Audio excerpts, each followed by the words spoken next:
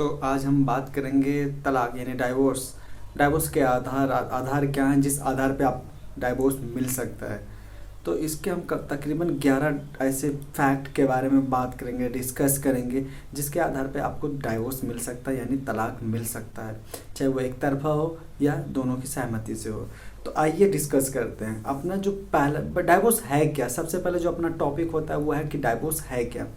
तो मैं आप लोगों को बताना चाहूँगा, जब पति पत्नी का या जब दो युवा लोग आपस में काफ़ी समय लंबे समय से मतलब कि रीति रिवाज के अनुसार बंधे होते हैं, साथ में रहते हैं, जिनको पति पत्नी रहते हैं, हस्बैंड वाइफ कहते हैं, काफ़ी समय से रह रहे होते हैं, ठीक है। उनके बीच में जब दूरियां आ जाती हैं तो उनको कानून द्वारा क्या कहते हैं, लीगली तरीके से उनको अलग रहने की जो अनुमति देना या पति पत्नी के जो कर्तव्य होते हैं, जो उनकी ड्यूटी होती है, ठीक है, उनसे उन चीज़ों से मुक्ति करना को ही विवाह विच्छेद यानी कि डाइवोर्स कहते हैं या तलाक कहते हैं। आप समझ गए होंगे। तलाक को विवाह विच्छेद कहते हैं, मतलब विवाह के जो रीति रिवाज, जो फर्ज होते हैं, जो नियम होते हैं, उनसे उनको आज़ाद करने को ही विवाह विच्छेद कहते हैं यानी तलाक कहते हैं, डाइवोर्स कहते हैं। इसके कई सारे शब्द हैं, आप अपने हिसाब से समझ सकते हैं। तो इनके जो रीज़न है मैं उसके बारे में बात कर रहा हूँ। जो पहला रीज़न है व्यभिचार। अब कहने व्यभिचार का मतलब ये हुआ, जैसे आप लोगों को पता होगा कि 497 सरकार ने इसको बैन कर दिया। कहने का मतलब अगर अब वो क्या है, कहने का मतलब जब पति पत्नी दोनों में से कोई भी किसी का भी अगर कहीं बाहर तीसरे आदमी के साथ अगर कोई संबंध है, जो सेक्सुअल रिलेशन है, ठीक है, बनाते हैं, मिलना जुलना सारी चीज़ें हैं, ठीक है, अगर इसमें से दोनों पार्टनर में से किसी को पता चलता है कि पति का या पत्नी का किसी बाहर किसी के साथ में अगर रिलेशन बना हुआ है, तो अब इसमें पहले क्या था, पहले सज़ा होता था, बट अब सज़ा हटा दिया गया है। सज़ा नहीं होगा, अपने इच्छा अनुसार कोई किसी के साथ भी संबंध बना सकता है।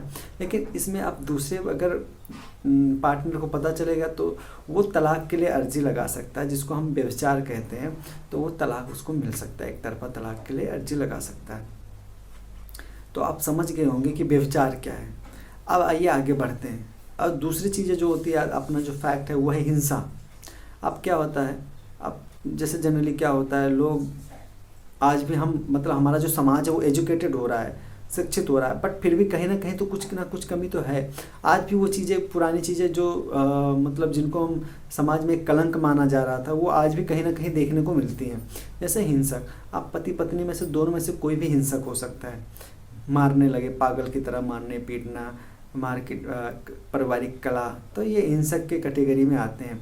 कोई भी एक पार्टनर दूसरे पार्टनर के साथ हिंसक कार्रवाई करे, ठीक है, जो हिंसक क्रियाएं होती हैं वो करे, तो उसको उसमें तलाक का आधार बन सकता है और उसमें तलाक ले भी सकते हैं।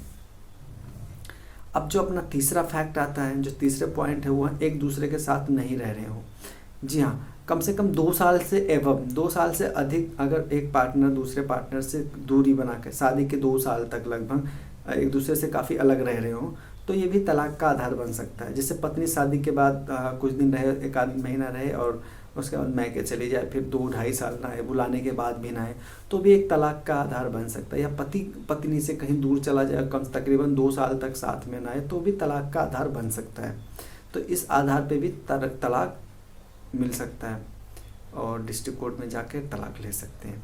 इसके बाद धर्म परिवर्तन आता है। धर्म परिवर्तन भी एक काफ़ी मजबूत फैक्ट है।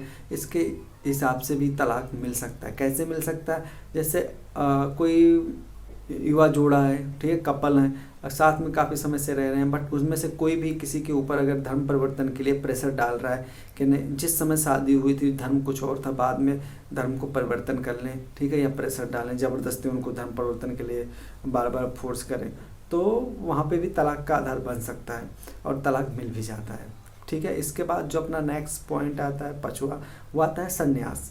आप दोनों कपल में से पति हस्बैंड वाइफ में से कोई भी अगर क्या कहते हैं, ये डिसाइड कर लेता है कि मुझे अब संन्यास लेना है, तो वो भी एक तलाक का आधार बन सकता है। संन्यास का मतलब तो आप लोग समझते हैं, मोह माया, रीति रिवाज, धर्म, कर्तव्य, ड्यूटी, सारी जो पारिवारिक ड्यूटी होती है, उस सारी चीज़ों को छोड़कर ठीक है, एकांत में जाकर जीवन व्यतीत करना, सादे सुहाना रहना, ठीक है, वो संन्यास आश्रम कहलाता है। तो जब संन्यास में आदमी जाता है तो कहने का मतलब फिर वो पारिवारिक जीवन नहीं जी सकता है, तो पारिवारिक सुख सुविधाओं को छोड़कर, जो भी कुछ है छोड़कर एक सन्यासी की तरह रहना, अकेले जाके रहना, ठीक है, वो संन्यास कहलाता है। और ऐसा अगर आता है तो वो भी तलाक का आधार बन सकता है। आप इस और अब ये चीज़ तो समझ गए हम, मतलब 5 पॉइंट तो आप समझ गए। अब जो अपनी छठवीं पॉइंट है वो जैसे है अपना गुमशुदा होना। जैसे क्या होता है, देख, हस्बैंड वाइफ में से कोई भी अगर काफ़ी लंबे समय तक, तकरीबन 7 साल तक, काफ़ी समय से उनका कोई अता पता नहीं है, गुमशुदा हो गए हैं, जैसे कोई बाहर चला गया, काफ़ी दिन तक नहीं आया, चाहे वो हस्बैंड चाहे वाइफ हो, उनका कोई अता पता ना हो, कुछ लोग तो क्या होता है भाग भी जाते हैं, तो ऐसे सिचुएशन में भी तलाक का आधार बन सकता है, तलाक मिल सकता है, वो भी एक तरफा तलाक मिल सकता है कि भाई अब 7 साल तक, ज़्यादा इंतजार भी नहीं कर सकता, मैक्सिमम 7 साल है।